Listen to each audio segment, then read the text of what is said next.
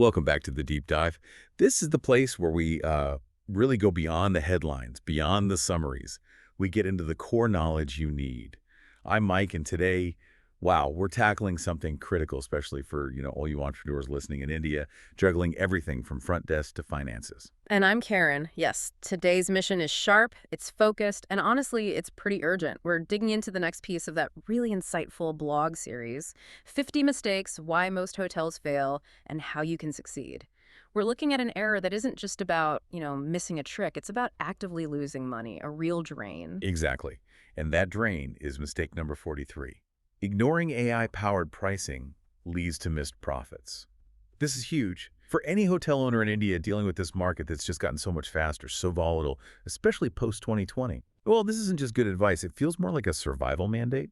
Think about it. If your competitor down the street is using dynamic pricing, adjusting on the fly, and you're still setting rates maybe once a week, you're losing out night after night. And, to really get the weight of this, we should talk about the author, Coach Arun. That's Arun Kumar Raman.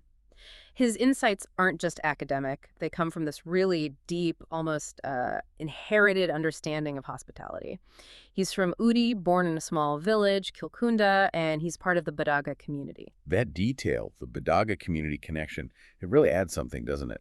The source material mentions they're known globally for hospitality. UNESCO even recognized them back in 2009 as best in hospitality. It really does. It sets up this interesting dynamic. Coach Arun talks about modern tools, AI, revenue maximization, but it's grounded in this core value of welcoming people, of making the business thrive because of its hospitality. So when he warns about sticking to manual pricing, it feels less like just chasing tech and more about protecting the heart of the business. He says hospitality is in his blood.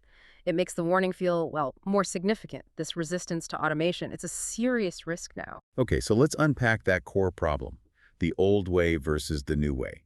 Historically, pricing was, well, manageable, right? You had your standard rate, maybe you'd bump it up a bit for the season or for a big festival like Diwali. Done. Simple, but slow. But that simplicity just doesn't work anymore. The market today, it's incredibly fast, volatile. We're seeing competitor rates sometimes change multiple times a day, hourly even. And demand. It can surge because of things you wouldn't even predict. A sudden change in weather, a flight cancellation nearby, maybe a small local conference nobody announced widely. And that's exactly where manual pricing falls down. You're always reacting, always a step behind. It means you're basically guaranteeing you'll miss out on potential profit. AI-powered pricing, on the other hand, is about being proactive, making those quick tactical adjustments to optimize revenue instantly. And I think it's key why this is labeled a mistake. It's not just an oversight. The tech is there, it works, it's accessible, yet so many independent hotel owners, particularly in India, are still hesitant, still relying on, gut feel or how things were last year. Maybe it's time constraints, maybe it's being unsure about the tech, but that hesitation, sticking to the old ways, it's costing real rupees right now. Which brings us to the next point. Really understanding how much is being lost. Yeah, let's put some numbers on this. Let's talk actual revenue leakage. Karen, for that independent owner, maybe running a small hotel, wearing all the hats, what are the specific ways manual pricing hurts the bottom line? Okay, there are basically four big leaks. The first one is pretty obvious. Undercharging when demand is high. Think about a peak weekend, maybe there's a wedding nearby or a local festival. If you're only checking competitor rates on, say, a Monday morning, you might completely miss a sudden surge in demand on Friday afternoon. That could have been a chance to increase your rate, maybe by 30–40% for just a few hours, catching that last-minute rush, missed profit. Right, that's leaving money on the table during the best times. But what about the flip side? The second leak you mentioned. That's overcharging during low-demand periods. This one can be subtle, but just as damaging. Imagine a quiet Tuesday, maybe off-season. Your manually set rate is just maybe a little too high. A potential guest is comparing prices online. They see your competitor is just, say, 100 rupees cheaper. Boom, they book elsewhere. Your room stays empty. That's zero revenue for that night, when maybe a small, automated price drop could have filled it. So you lose bookings because you're not competitive enough when things are slow. Makes sense. What's the third leak? The third one is about speed, or lack of it. It's being too slow to react when competitors drop their prices. In today's world, someone sees a good deal online, they often book within minutes. If a bigger hotel nearby suddenly slashes rates to boost occupancy and you don't see it and adjust your own prices until the next day, well, you've missed the boat. Those price-sensitive customers have already booked with the competitor. Okay, Undercharging, overcharging, slow reactions. What's the fourth one? You said it's especially relevant for smaller properties. Yeah, this one is about operational waste, just the sheer time and effort spent managing rates manually, fiddling with spreadsheets, logging into different OTAs, maybe wrestling with an old clunky system. It takes hours. And for a small hotel owner in India who's often the manager, the receptionist, maybe even helping with breakfast, that time is incredibly precious. Every hour spent manually tweaking rates is an hour not spent improving guest experience, training staff, or finding ways to get more direct bookings. It's a huge opportunity cost. Let's make this really concrete. The source material has a powerful example. Just 10 rooms. Underpriced by only 500 rupees. Right, that's 5,000 rupees. Gone. Instantly. For just one night. And if that kind of thing happens, maybe not every night, but say once or twice a week, missing those peak moments or failing to fill rooms on slow nights. It adds up incredibly fast. The material says the hotel is bleeding lakhs annually. We're not talking small change here. It's a significant systemic financial drain. And, it seems like this problem hits independent owners harder, especially if they rely heavily on OTAs, the online travel agencies for bookings. Why is that link so strong? It's about speed and control. If you're pricing manually, you just can't react fast enough to optimize your own website rates or your rates through your channel manager effectively. You see a dip, but by the time you manually adjust everywhere, the opportunity might be gone. So what happens? You become more dependent on the OTAs to just bring in any bookings to fill those rooms you couldn't sell optimally yourself. And of course, those OTA bookings come with higher commission costs. Okay. So the lack of dynamic pricing kind of forces you into paying more commission, thinning your margins even further. Exactly. Whereas dynamic AI-powered pricing gives you the agility. You can be smarter, faster. You can push for more profitable direct bookings when the demand allows it. Maybe offer a slightly better rate on your own site instantly when you see an opportunity while still making sure your OTA rates are competitive. It helps break that cycle of dependency. This is where theory needs proof. Let's jump into section 2, that Kodaikanal case study. This feels like real-world evidence for the Indian market. Karen, tell us about Mr. Ravi. What was his starting point? Right, Mr. Ravi. He owns a resort in Kodaikanal, beautiful place. And he was, well, pretty typical of experienced operators. The source says he always relied on gut feel to fix rates. His thinking was, we know our market, we know Kodaikanal, we'll adjust manually. It's that deep confidence in personal experience. And honestly, that's often the biggest hurdle to adopting AI, the feeling that software can't possibly know the local nuances better than someone who's lived and worked there for years. Yeah, the we know best mentality. Understandable, but what happened? Well, a nearby competitor, someone directly competing for the same guests, adopted an AI pricing tool. And suddenly, Mr. Ravi started noticing they were getting bookings he thought should have been his. This wasn't some theoretical exercise, it was real competition hitting his occupancy. And the difference was how often the competitor was adjusting prices.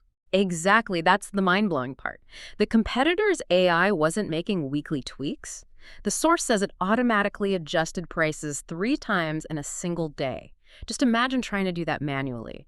While running a hotel, checking competitors, checking demand signals, updating rates across all channels 3 times. It's just not humanly possible for most operators. So what was the AI looking at to make these rapid changes? It wasn't just guessing, right? Oh, not at all. It was crunching data, competitor rates, obviously, but also local demand spikes. And here's a fascinating detail the source highlights.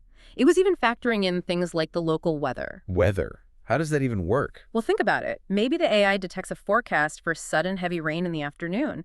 It knows tourists might quickly look for indoor shelter or decide to book a room last minute, so it could subtly nudge the rate up for a short window, capturing that fleeting demand spike, all automated, before the hotel manager even looks outside. Wow, okay.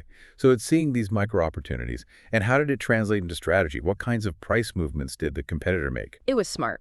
Higher rates during obvious peak times, like holidays, to maximize profit, sure. But also, crucially, lower rates when needed. Small, targeted price drops to capture that midweek traffic Mr. Ravi was missing because his manual rates were maybe a bit too rigid, a bit too high. And another really clever tactic the AI used, auto price drops for last-minute cancellations. A room cancels at 4 p.m. That inventory is perishable, right? It's worth zero if it stays empty tonight. Right. The AI sees the cancellation instantly. It calculates the optimal minimum price needed to likely fill that room based on current real-time demand signals. Yeah. And it drops the price just enough to attract a last-minute booking, turning zero revenue into some revenue. Okay, the strategy makes sense, but what were the actual results for the competitor? The numbers must have been convincing if they changed Mr. Ravi's mind. They were dramatic. The competitor using AI saw their occupancy jump by 21%. 21%. That's huge. If they were already doing, okay, say 65% occupancy. Exactly. A 21% jump pushed them way up, maybe toward 85–90% occupancy. That's a massive shift in market share. It means they're filling rooms almost every night. And the money. What did it mean for revenue? The bottom line impact was clear. Their monthly revenue increased by 3.5 lakhs, 3.5 lakhs more per month. Plus, they saved hours of manual work, which meant staff could focus more on guests, probably leading to better reviews and repeat business down the line. That 21% jump still seems extraordinary. How can dynamic pricing alone drive such a massive increase? It feels like more than just slightly better pricing. I think it's because the AI captures all those tiny, fleeting market shifts that are just invisible to a human doing manual checks. We're good at pricing for the big festival or the long weekend. We're terrible at noticing that, say, 3 nearby hotels just sold out their standard rooms, or that unexpected road work is suddenly diverting traffic right past our front door for the next few hours. The AI sees these things instantly. It converts those tiny temporary advantages into bookings, and importantly, it doesn't just fill rooms. It often does so at a slightly higher average rate because it's capitalizing on those moments of peak microdemand. So it pushes up both occupancy and rate, the holy grail, rev pair, in a way that's incredibly difficult and risky to do manually. Okay, that makes a lot more sense. Which leads us nicely into Section 3. Really understanding this AI advantage. The source stresses it's a support tool, right? Not here to replace the owner's judgment. Absolutely. Think of it as your tireless data crunching assistant, a revenue manager on autopilot. It handles the constant monitoring and execution, freeing up the owner or manager to focus on the bigger picture strategy and guest experience. A human manager, especially in a smaller hotel, might track, 5, maybe 10 key data points, primarily competitor rates and past performance. The AI, it's processing thousands of data points constantly. Let's list some of those data points again because the scale is important. It's looking at Real-time local demand, competitor rates obviously, historical trends deep down to the day of the week, local events, even small ones, booking lead times, like are people booking further out or last minute right now, and it goes deeper. It might be analyzing competitor inventory levels scraped from public data to predict if they are about to drop prices out of desperation. It checks your hotel's visibility on different search sites. It's predictive. So it's not just looking back, it's looking forward. Trying to anticipate the market in the next few hours, the next day. Precisely.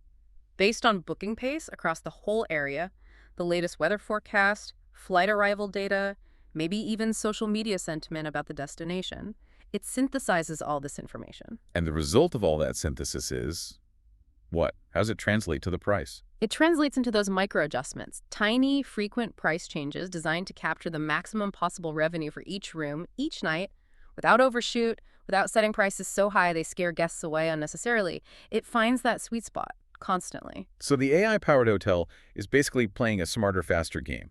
While the manual competitor is still thinking about last week's numbers, the AI hotel is reacting to what's happening right now and what's likely to happen next. Exactly. They're capturing revenue opportunities that literally disappear within minutes. And that brings us back to Coach Arun's core message here. He says AI pricing isn't a nice-to-have anymore. It's survival, especially for independent owners in India. If you're leaking money through suboptimal pricing, your tech-savvy competitor is taking that exact money and using it to improve their property, market better, and ultimately take more of your business. AI helps stop the leak, maximize bookings, and honestly reduce the owner's stress levels. Good. The case is clear. The why is established. Now, the how. For everyone listening thinking, okay, I'm convinced, but where do I start? Section 4 is the action checklist. This is the practical roadmap. And this is crucial, making it feel achievable, not overwhelming, breaking down the steps. Right. Step 1, choose a tool. You don't need to build anything yourself. Look at existing proven solutions. The source mentions exploring options like Room Price Genie, Beyond Pricing, Rate Gain. Or check if your current PMS, your property management system, has a good integrated pricing engine. And let's quickly define PMS again, property management system. That's your hotel's main software, handling reservations, check-ins, billing, room status, the operational core. Exactly. The pricing tool needs to connect to that. Now, step 2 is vital for keeping control. Set your rules. This isn't about letting the AI run totally free. You, the owner, define the boundaries. You set the minimum price you're willing to accept, the maximum price ceiling, any specific blackout dates for events or groups, and importantly, your strategic goals, like target occupancy levels. Yeah, that target occupancy is a key instruction for the AI. You might say below 70% occupancy, prioritize filling rooms even if the rate is a bit lower. But once we hit 85%, push the rates up aggressively. The human sets the strategy. The AI executes the tactics within those rules. Okay, tool chosen, rules set. Step 3, connect and sync. You mentioned this earlier, Karen. Why is integration with the channel manager so critical? It's all about real-time accuracy across all your sales channels. The pricing tool needs to talk seamlessly to your PMS and your channel manager. The channel manager is what pushes your rates and availability out to Booking.com, Expedia, Make My Trip, your own website, everywhere, all at once. If that sync isn't perfect, the whole system fails. Imagine the AI makes a smart price drop. It updates on your website, but not on the OTA. Someone books on the OTA at the old, higher price may be okay, but not optimal.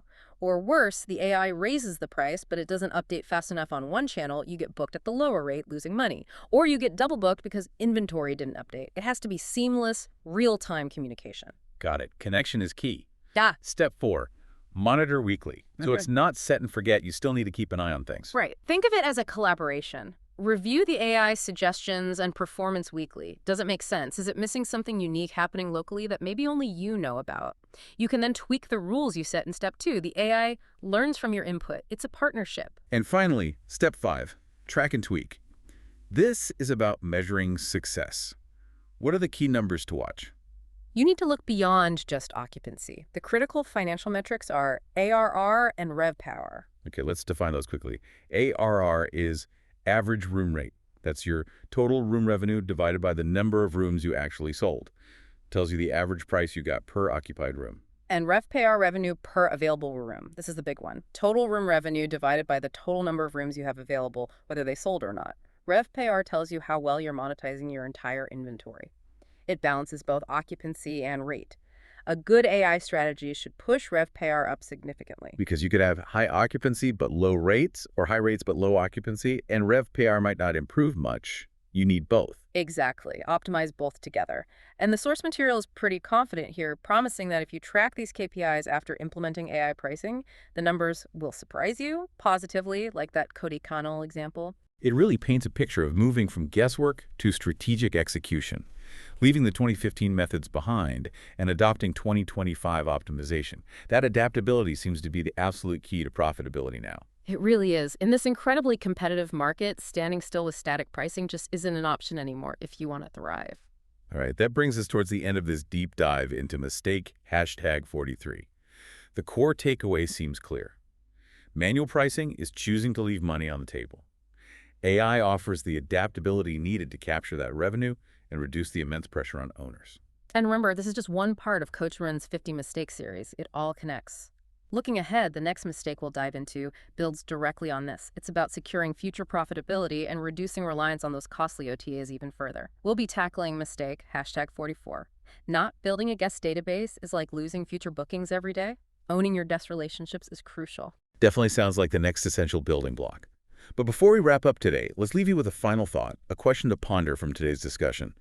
If AI can successfully tweak your prices based on things you might not even notice, a sudden weather shift, a competitor's inventory change down the street, what other invisible factors, maybe in your operations, your marketing, your guest service, are currently limiting your revenue without you even realizing it?